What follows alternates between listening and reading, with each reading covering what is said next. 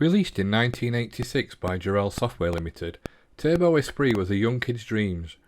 I was 12 at the time and can remember being in awe of being able to drive a car around a city just like real life. Well, with a little imagination, as with most 8-bit titles of the time.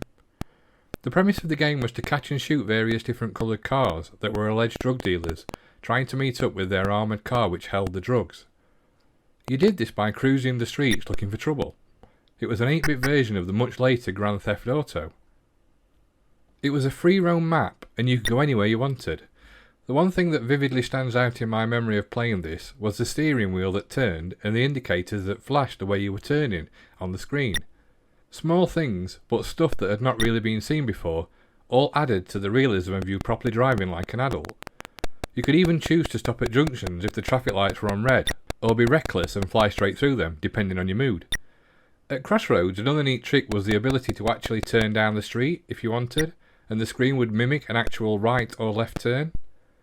Occasionally you would see a poor unsuspecting bystander walking down the pavement, and yes, you guessed it, you could mount the curb and run the 8-bit outlined poor soul over, if you desired to, and getting 10 points in the process.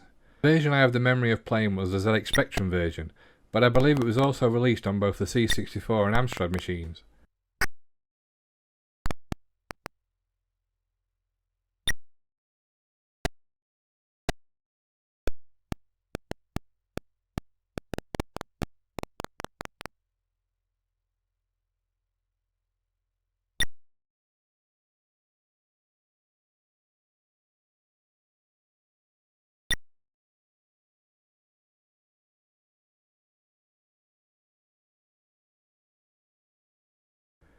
The magazines loved the game, and rightly so, with it getting 90% in most, along with various accolades such as a CVG hit and Crash Smash.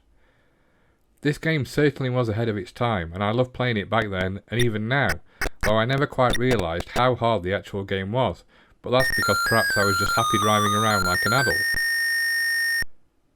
Thanks for watching. If you enjoyed this video, then please consider liking and subscribing to the channel.